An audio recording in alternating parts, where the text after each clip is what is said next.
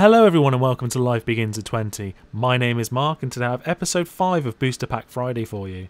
I hope everyone enjoyed watching the Pro Tour last weekend and got to see a little more of how the set played out. I certainly enjoyed seeing how well cards other than Smuggler's Copter did in Standard. So let's have a look in this pack and see what we find as our first pick. Okay. First up we have Dukara Peafowl. It's an alright card, but it certainly wouldn't be my first pick. Next we have Veldarken Blademaster. It's a good card at prowess for 2-3. Would be something to consider. Next we have Thriving Rats. So for 2 you get a 1-2 body and 2 energy tokens. So whenever it attacks you can put a +1/+1 counter on it. So for 2-3, so you can get a 2-3 for 2. I'd be quite happy with that. Next we have Pressure Point. For 2 you get to tap a target creature and draw a card. It's alright, but nothing special. Next we have Consulate Skygate. So for 2 you get a 0-4 Defender with Reach, which is quite handy because it can block Smuggler's Copter, but other than that it's not that great. Next we have Built to Last. So for 1 we get to target creature gets +2/+2 until the end of turn, and if it's an artifact gains Indestructible. That's fairly useful in this set, but as a combat trick it wouldn't necessarily be my first pick. Next we have Self-Assembler. So for 5 we get a 4/4, and when it enters the battlefield you may search your library for another Assembly Worker creature card and put it into the reveal it and put it into your hand and shuffle your library. Seems alright if you're actually going for that kind of deck, but other than that I wouldn't necessarily pick it. Next we have another trick, which is Renegade Tactic. So for 1, target creature can't block this turn and draw a card. That's really nice as an aggressive style, plus I'd happily pay 1 to draw a card anyway, so it's got a plus side. Next we have Pima Outrider. So for 4 we've got a 3/3 with Trample with Fabricate 1. I would quite happily pay 4 for 4/4 Trample every day of the week. Green is very solid at the moment in this set.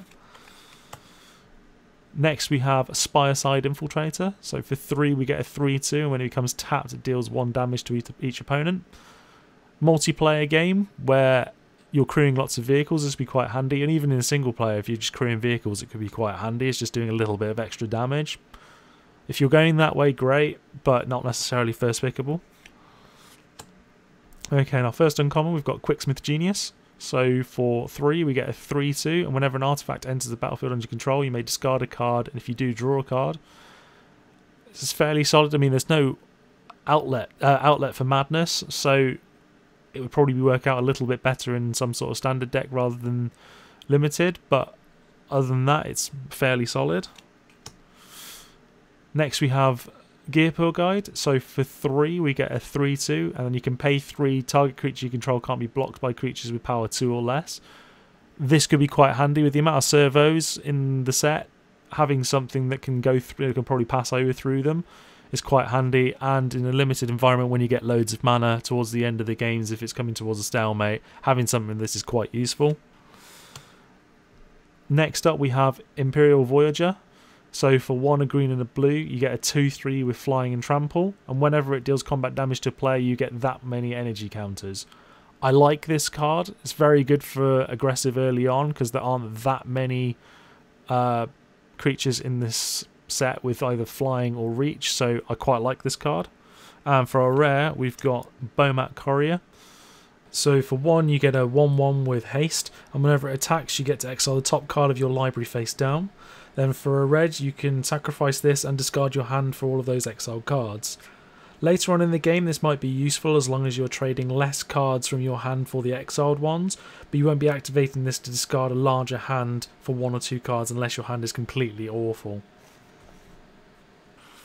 And then we've got a Forest and a Servo. My top pick from this pack was a close call, but I'd have to go with Pima Outrider. For 4 mana you get a 3/3 with Trample and Fabricate 1. This is great value. It gives a lot of flexibility in the game, either making the 1/1 servo or boosting up to a 4/4 depending on what the situation calls for. Green is also a very strong colour in the set, so that opens up further picks later on. Overall this wasn't too exciting of a pack, which can definitely happen from time to time in draft. Hopefully we'll get a little luckier next week. Let me know in the comment section below what your first pick would have been from this pack.